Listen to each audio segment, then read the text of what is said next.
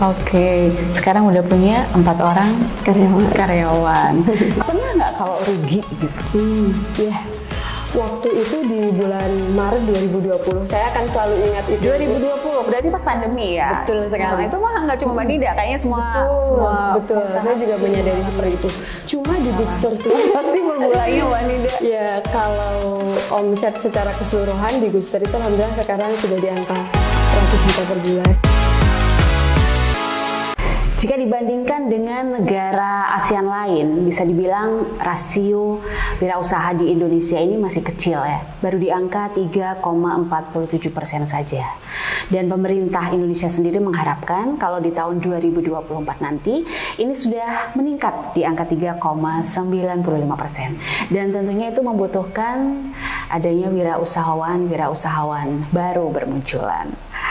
Oke, berbicara tentang wirausaha, yang ada di studio podcast Untider saat ini juga seorang wirausahawan muda yang cukup sukses. Baru saja lulus dari Universitas Tidar, dan tentunya nanti obrolan kita bersamanya akan menginspirasi. Dan tanpa berlama-lama lagi kita langsung ketemu dengan Mbak Nida. Betul ya Mbak Nida ya? Betul. Mbak Nida, nama lengkapnya dong? Ya, perkenalkan nama saya Nida Ulhusna. Saya Nida Ulhusna. Nida Ulhusna. Iya. Cantik sekali. Terima kasih. Dan sepertinya sudah cukup ini ya, lama malang melintang di dunia usaha. Kalau boleh tahu, kapan Mbak mulai dari 2016, jadi sudah terhitung 6 tahun.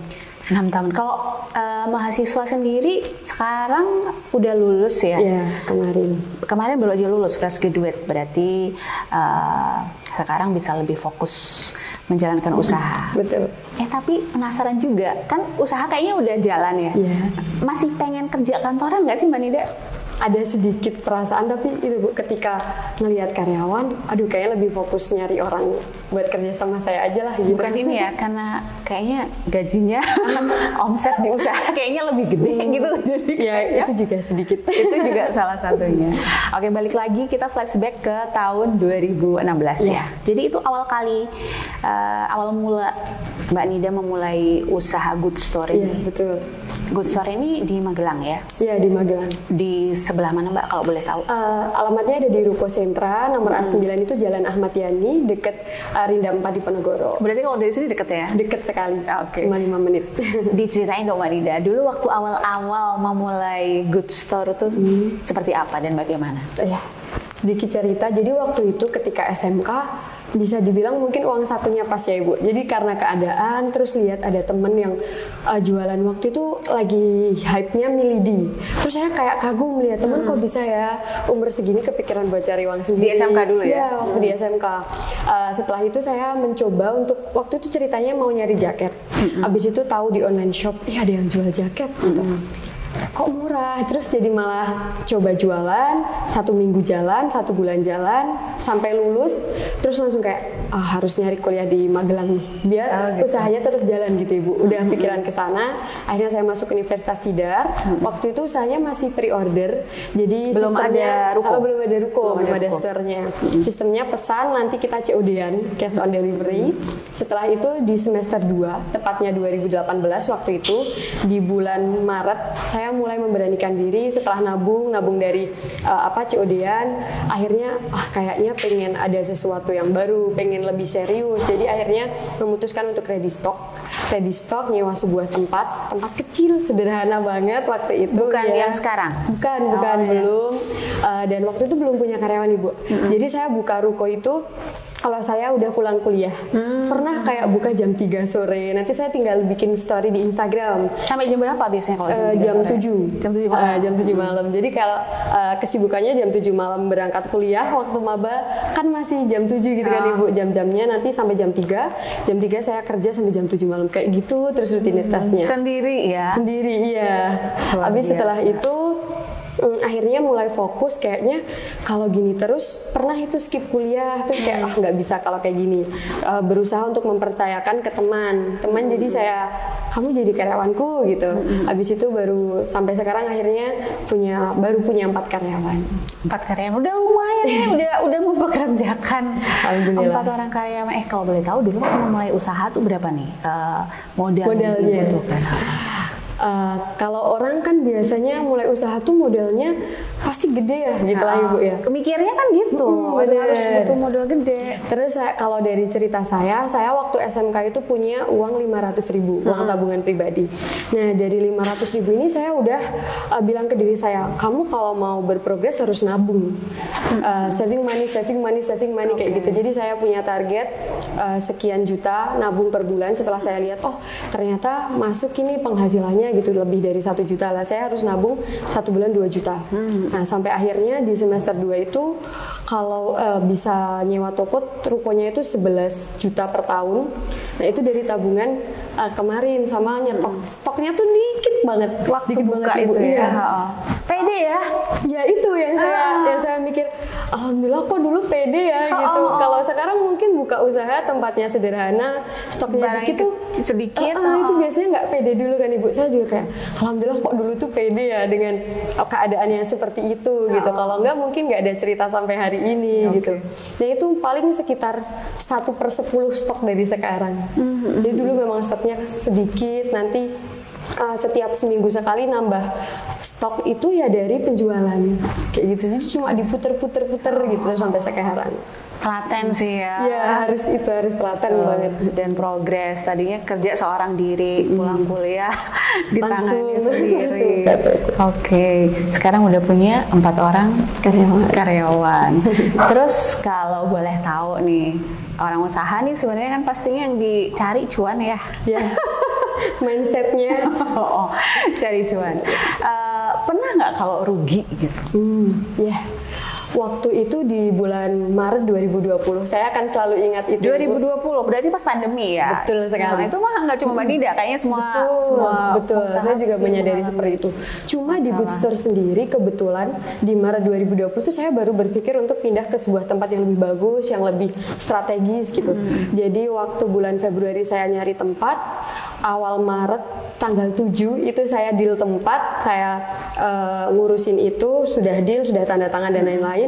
Seminggu kemudian COVID. Ya, boom. Itu langsung, aduh, udah lemes lah Ibu. Maksudnya kayak awal-awal COVID itu biasanya yang 1 hari ke offline store tuh laku sekitar 50-100 baju. Oh bisa segitu ya? Bisa, itu cuman laku 5 bahkan pernah kayak 3, 4 gitu Ibu. Jadi kayak udah saya sama karyawan saya baru satu orang.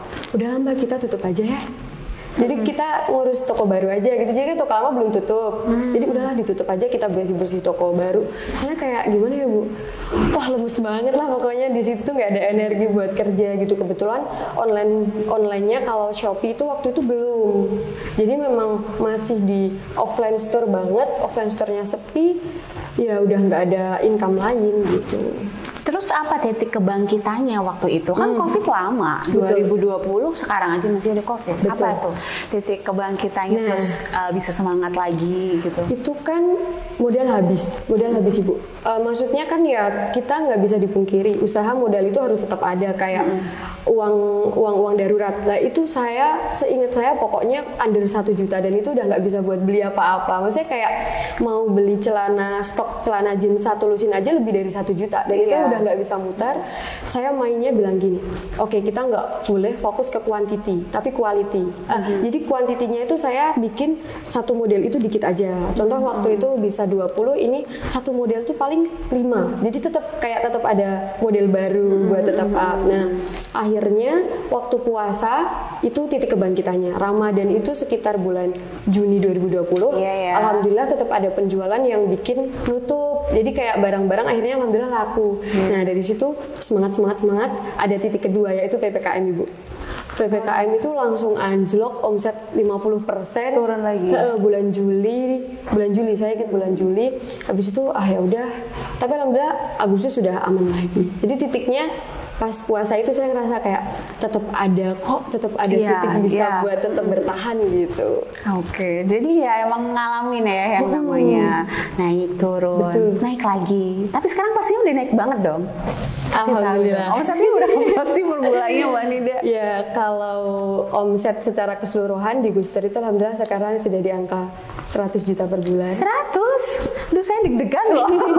Waduh masih muda tapi ternyata Kisaran lumayan segitu. pinter ya cari cuannya ya. Alhamdulillah. Ini harusnya udah mulai mentoring adik-adiknya nih, mahasiswa Untidar nih. Nanti suatu kapan gitu ada waktu sharing gitu kan supaya mereka juga berani memulai seperti. Kadang dari hima-hima ada sih Bu yang ngundang gitu kayak Angkopma, terus himpunan IPA, ekonomi, akuntansi. Mbak ya, Nida gitu. ini prodinya apa Mbak? Pendidikan bahasa Inggris. Pendidikan bahasa Inggris. Berarti expert juga sebenarnya ya di bahasa Inggris ya? Lumayan. Lumayan. Pengen ngajar apa pengen jualan aja? Jualan aja. Ngerasain PPL kan waktu itu kalau di FKIP berat juga ya. Saya ngerasa kayak berat ya jadi guru, rutinitasnya seperti ini jam 7 berangkat, terus nanti besok nyiapin buat besok. Kayaknya jualan aja. Gitu.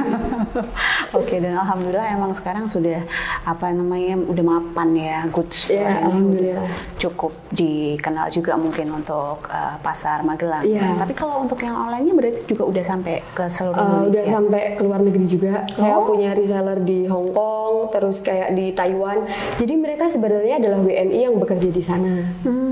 TKW lah bisa dikatakan. Terus mereka di sana sambil jualan. Jadi order itu bisa kayak 2 juta per minggu. Itu dulu ketemunya gimana nih Mbak? Bisa Biasanya ada mereka reseller dari luar Instagram. negeri? Oke. Mereka nyari Instagram yang lokal Indonesia mungkin ya Ibu. Terus coba order, mereka order grosir, cocok.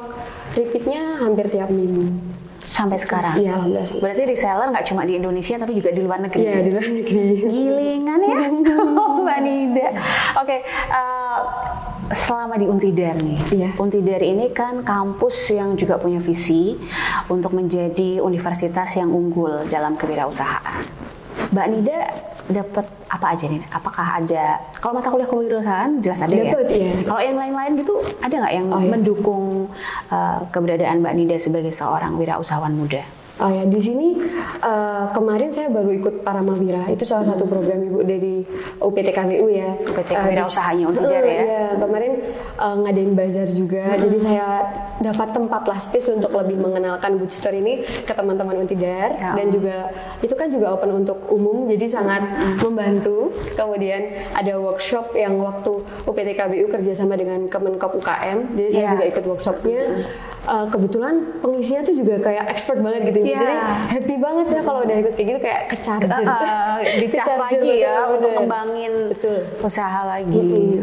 Itu sih yang didapat banget. Kalau produk-produk yang ada di Good Store ini biasanya didapatnya dari mana Mbak? Atau mungkin sudah ada kerjasama dengan brand tertentu? Iya, jadi lebih ke konveksi. Tapi saya ada kerjasama sama produsen di mana saya di situ bisa bikin model yang saya suka. Sekarang udah bisa kayak gitu ya? Iya, udah bisa kayak gitu. Custom lah kayak satu produk 50-100 barang. Nanti repeat seperti itu. Jadi sekarang lebih fokus untuk bikin model yang mungkin kedepannya bikin brand Good Store itu sendiri. Pakai barang-barang yang kayak cuma bisa ditemuin di Good Store kayak gitu sih rencananya. Terus kalau reseller tuh juga pastinya dikembangin ya Mbak ya? Karena kalau reseller semakin bertambah tentunya juga. Itu sangat berpengaruh Ibu. Jadi kenapa masih nggak ada non-tag lah, non-label bisa dibilang kan produk Good Store itu karena saya masih fokus ke reseller. Jadi kalau di Good Store namanya reseller member Good Store. Jadi mereka harus punya member card. Bisa dibilang yang punya member card ini sudah 500 orang. Wow. 500 orang lebih. Kita repeat member terus ternyata banyak lah yang tertarik gitu. Jadi juga menurut saya memang reseller ini sangat berpengaruh terhadap berjalannya usaha kita gitu Ibu. Mereka kan juga kalau saya mikirnya rezekinya ngalir ke banyak orang, insya Allah berkah gitu. Segmennya Mbak Nida, segmennya tuh sebenarnya anak muda aja atau juga bisa setengah baya kayak saya atau sampai usia berapa? Bisa dibilang SMP, anak SMP kisaran berarti 15-16 tahun sampai orang tua bisa. Oh ya berarti memang bisa menyasar semua. Jadi usia saya mencoba meluaskan segmen cowok usia cewek. gitu. Cowoknya ada tapi paling kayak kaos yang saya bawa ini, terus kayak celana chinos yang everyday itu dipakai gitu. Jadi kayaknya ada pasar di situ gitu. Kalau cowoknya masih fokus itu. Oke deh, sekarang ini deh, apa kasih tips sukses usaha. Ini kalau aku udah ngeper loh ini kecil-kecil, imut, cantik, tapi kalau ngomongin pencapaian di dunia usaha udah lumayan banget. Wah, apa Mbak? Kasih dulu. Alhamdulillah. Kalau dari 6 tahun perjalanan ini ya Ibu, sambil kuliah yang saya ngerasa memang berat sih Ibu, usaha sambil kuliah kalau mau dibilang. IP aman nggak? Ya seperti itulah. Lumayan ya. Pernah anjlok di 3, berapa dikit 3 koma tuh udah ya FKIP kan Ibu. FKIP ya, tuntutannya tapi turun kalau dari dibanding waktu semester 1 masih fokus gitu. Tapi saya merasa kayak ya mau gimana lagi, tetap akan ada yang kalah, akan ada yang tidak maksimal. Terus juga kalau sekarang kan banyak ngomongin mental health gitu Ibu. Kadang kan mau fokus kuliah, tapi ini juga ngejar-ngejar nih usahanya gitu. Jadi dari situ yang perlu dipunyai oleh seorang wirausaha adalah semangatnya. Harus banget semangat terus, karena semangat tuh kayak baterainya gitu Ibu. Kalau kita nggak semangat, loyo, nanti harus nyari charger kemana gitu. Kalau saya waktu itu ke teman-teman juga ada Ibu. Saya kebetulan kemarin sempat ikut BMKM. Saya jadi ketua bidang kewirausahaan di BMKM. Terus ketemu sama teman-teman yang satu frekuensi. Kita bikin waktu itu obral diskon, ngobrol bareng-bareng anak-anak Untit yang punya keinginan dan juga punya feeling untuk bisa kewirausahaan. Jadi dari situ dapat semangatnya, terus harus telaten yang tadi, karena perjalanannya panjang. Kalau apalagi kita benar-benar dari nol, jadi kita harus telaten banget gimana itu nunggu buat berprogres. Ya itu Ibu bener yang tadi dibilang, kok bisa pede, kok bisa tetap mau gitu kan? Orang-orang tuh nunggu kita cuma pas udah gede, maksudnya kayak cuma mau madang kita gitu. Tapi perjalanan untuk sampai di titik diakui orang itu juga panjang, jadi harus telaten, harus punya target, harus banget. Target harus banget, karena target itu jadi titik di mana kita harus mencapai itu. Kalau kita usaha tapi jalanin aja itu nggak bisa. Iya. Jadi harus ada target. Contoh, ya benar kita orientasinya ke cuan. Jadi bilang aja target. Contoh pengen omset 30 juta per bulan, gimana cara dapat? 50 juta, gimana cara dapat? Dikejar terus cari jalannya kayak gitu. Yang paling 3 itu. Sama harus banyak berdoa. Itu pasti minta restu orang tua. Harus itu Ibu. Saya juga suka kayak pokoknya minta doa orang tua, semoga berkah, sukses, lancar kayak gitu. Berarti dulu kuliah juga udah biaya sendiri ya kalau lihat omsetnya ya. Luar biasa. Alhamdulillah. Oke, perbincangan yang mungkin nggak panjang-panjang banget, tapi kita udah bisa dapetin banyak hal positif. Kita udah banyak sekali mendapatkan insight positif dari Mbak Nida. Terus pokoknya sukses Mbak Nida, semoga semakin berkembang, semakin bisa mempekerjakan banyak karyawan. Iya, kan memang itu ya inti apa ya? Salah satu tujuannya. Iya, hal penting adalah bisa menyerap banyak karyawan, memperluas lapangan kerja. Terima kasih Mbak Nida. Iya, sama-sama Ibu. Oke kawan Outlier, itu tadi obrolan yang singkat dengan Mbak Nida. Obrolannya singkat, tapi kita udah bisa dapetin banyak sekali insight positif. Dan semoga bisa menginspirasi untuk teman-teman mahasiswa dimanapun kamu berada. Mulai detik ini, jangan ragu lagi. Dan jangan takut, harus berani untuk berwirausaha.